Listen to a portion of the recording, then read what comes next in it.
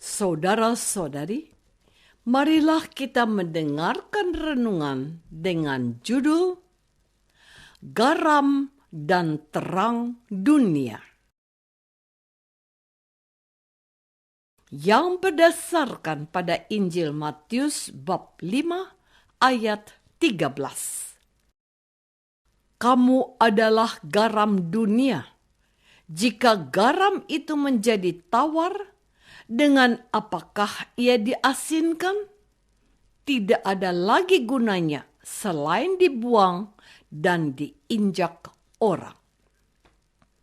Dalam nama Bapa dan Putra dan Roh Kudus. Amin. Saudara-saudari terkasih dalam nama Tuhan Yesus Kristus. Mendengar kata garam, hal pertama yang muncul dalam benak pikiran kita adalah rasanya yang asin. Ibu-ibu yang suka memasak di dapur membutuhkan garam sebagai penyedap rasa. Para nelayan di daerah pesisir menggunakan garam untuk mengawetkan hasil tangkapan mereka. Garam juga digunakan untuk keperluan industri atau berbagai keperluan lainnya. Pertanyaan Tuhan Yesus kepada para pendengarnya tentang garam begini. Jika garam itu menjadi tawar, dengan apakah ia diasinkan? Pertanyaan awal ini memicu penegasan Tuhan Yesus bahwa garam itu sudah tidak ada lagi gunanya selain dibuang dan diinjak orang. Menjadi cukup jelas bahwa kristal atau butiran yang tidak memiliki rasa asin tidaklah dapat disebut garam. Identitas garam itu asin. Keasinan itu menjadi ciri yang membedakan garam dari jenis kristal lainnya. Garam itu asin, sedangkan gula itu manis.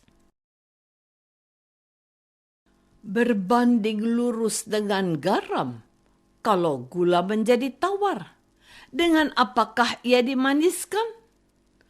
Tuhan Yesus pada hari ini sedang membicarakan identitas seorang pengikutnya. Mereka disebut sebagai garam dunia.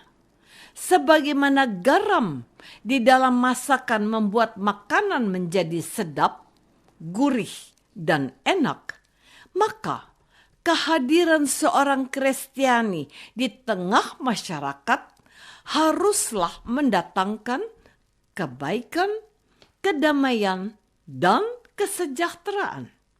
Ia harus menjadi berkat dan rahmat bagi orang-orang yang berada di sekitarnya. Saudara-saudari terkasih, Tuhan Yesus juga berfirman, kamu juga adalah terang dunia, sama dengan garam. Terang adalah juga identitas bagi setiap pengikut Tuhan. Demikianlah hendaknya terangmu bercahaya di depan orang, supaya mereka melihat perbuatanmu yang baik dan memuliakan Bapamu yang di surga. Penegasan ini sesungguhnya merujuk pada pengalaman sehari-hari bahwa tidak seorang pun di antara kita senang tinggal dan hidup dalam suasana kegelapan. Entah kegelapan dalam arti yang sesungguhnya, maupun kegelapan karena kehilangan harapan akan masa depan. Maka, kehadiran seorang Kristiani hendaklah memberikan harapan yang menyejukkan dan melegakan bagi mereka yang nyaris kehilangan harapan dalam hidupnya.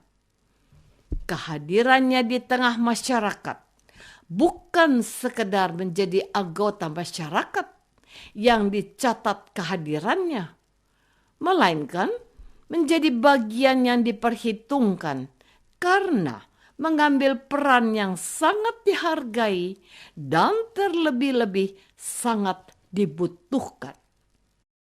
Dalam khotbahnya, imam berpesan, jangan ragu mengambil peran dalam kemasyarakatan. Saudara-saudari terkasih, perihal julukan atau sebutan atau gelar bahwa orang Kristen itu adalah garam dan terang dunia sudah menjadi sangat umum dan biasa di kalangan gereja. Bahkan sedemikian familiarnya, sebutan tersebut sering diabaikan atau bahkan kehilangan maknanya. Lagu rohani Kristen yang belakangan ini menyita perhatian dan memang benar-benar penuh makna adalah hidup ini adalah kesempatan. Sebagian lirik dari lagu tersebut adalah seperti ini. Hidup ini adalah kesempatan. Hidup ini untuk melayani Tuhan. Jangan sia-siakan hidup yang Tuhan beri. Hidup ini harus jadi berkat. Bila saatnya tiba, ku tak berdaya lagi. Hidup ini sudah jadi berkat. Sebagai garam dan terang dunia, setiap pengikut Tuhan Yesus seharusnya dan sebaiknya menjadi berkat untuk banyak orang yang membutuhkannya. Kita bisa menjadi kaki untuk mereka yang lumpuh dan tidak bisa berjalan. Caranya dengan senang hati mendorong kursi rodanya untuk menaiki pelataran gereja. Misalnya, kita bisa menjadi teman seperjalanan bagi seseorang yang kesulitan menyeberangi jalan dengan menuntunnya. Kita bisa menjadi mata bagi orang buta yang pada waktu tertentu membutuhkan perhatian dan tuntunan kita. Kita bisa menjadi pendengar yang baik bagi mereka yang hidup dalam kegaulan dan membimbing mereka untuk menerima keadaan hidupnya, serta menghantar mereka menemukan jalan keluarnya. Saudara-saudari terkasih, seringkali kita tidak bersegera menolong orang yang membutuhkan pertolongan kita, karena kita berdalih masih punya urusan sendiri yang menurut pendapat kita lebih penting dari masalah orang lain. Apakah itu salah? Tentu saja tidak. Namun, terkadang kita harus bertindak bijak agar tidak terjadi kerugian yang lebih besar. Kitab Amsal menegaskan ini. Janganlah menahan kebaikan daripada orang-orang yang berhak menerimanya, padahal engkau mampu melakukannya. Janganlah engkau berkata kepada sesamamu, pergilah dan kembalilah, besok akan kuberi. Sedangkan yang diminta ada padamu. Amsal bab 3 ayat 27 dan 28. Dia butuh sekarang teman, bukan besok. Jika harus menunggu sampai besok, mungkin dia sudah mati karena kelaparan. Engkau dibutuhkan pada saat yang tepat, entah sebagai garam, entah sebagai terang bagi sesamamu. Maka muliakanlah Allah dengan perbuatan baikmu. Firman Tuhan, carilah dahulu kerajaan Allah, yang lain akan ditambahkan kepadamu. Carilah apa yang dikehendaki oleh Tuhan untuk kita lakukan sekarang. Dan jangan menunda-nunda, sebab kita tidak tahu kapan pengantin itu datang. Jika telat, semuanya akan menjadi penyesalan.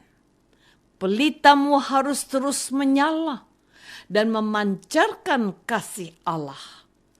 Oleh perbuatan baikmu, orang akan mengenal jati dirimu. Sudahkah aku menjadikan diriku berkat bagi sesama? Marilah kita berdoa. Bapa yang Maha Baik, bahagianya kami Kau utus menjadi garam dan terang dunia. Ajarilah kami untuk tidak menyia-nyiakan rahmat-Mu ini, untuk menjadi sumber sukacita bagi sesama kami. Ya Bapa, doa ini kami persembahkan dalam nama Yesus Putra-Mu, Tuhan dan pengantara kami. Amin. Semoga kita semua selalu dinaungi dan dibimbing oleh berkat Allah yang Maha Kuasa, Bapa dan Putra dan Roh Kudus. Amin.